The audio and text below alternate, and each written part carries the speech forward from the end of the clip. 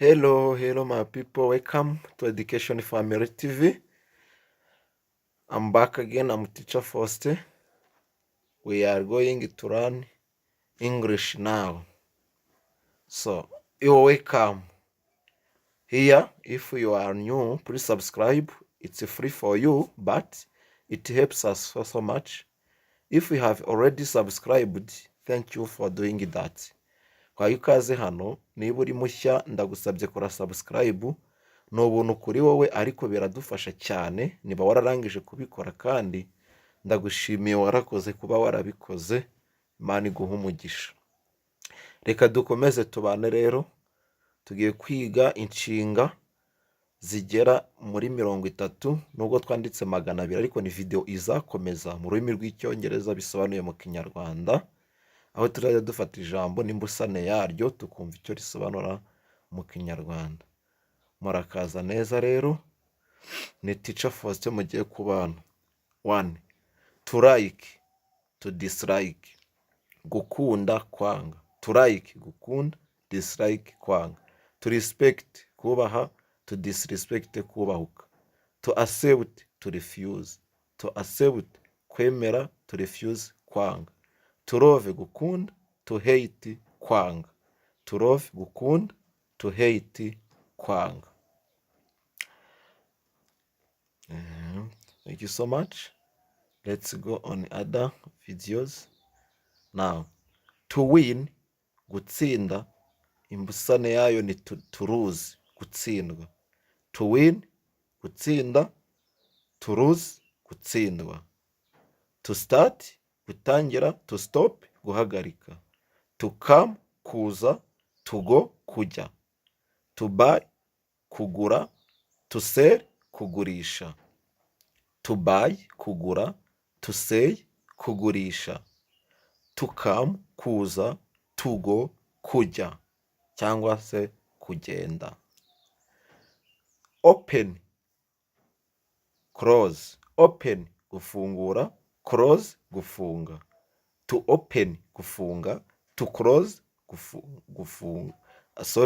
To open, gufungura. To close, gufunga. To give, guha, gutanga. To receive, gufata, kwakira.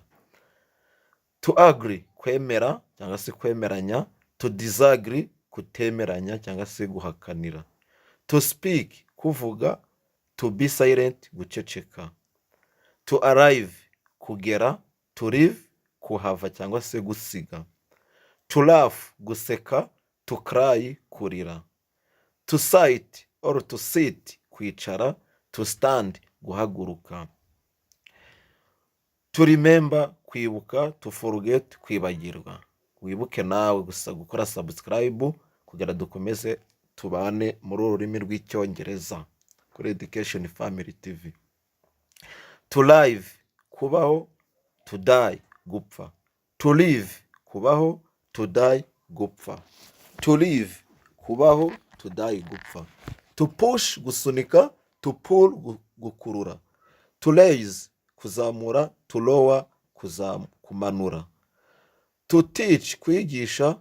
To learn, kwiga. To live, kubaho. To die, gupfa. To push, gusunika. To pull, gukurura. To raise, kuzamura. To lower, kumanura. To teach, kwigisha. To learn, kwiga. To encourage, gushyigikira. To discourage, guca intege. To include, gushyiramo. To exclude, gukuramo.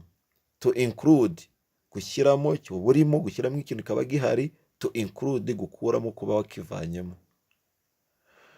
Urugero, I included your name on my list. Bivuze ngo nashyize izina ryawe mu rutonde rwanjye. Imbusane yayo ni I excluded your name on my list. Navanye amazina yawe ku rutonde rwanjye.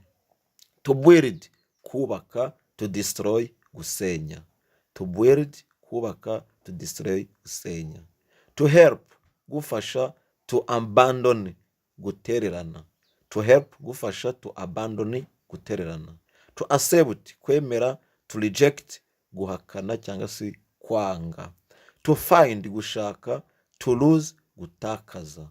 Allow, kwemerera. Forbid, kubuza. Urugero, please accept my request. Nyaboneka akira ubusabe bwanjye. He rejected my request. He rejected my request. Thank you so much. God bless you. I'm Teacher Faustin.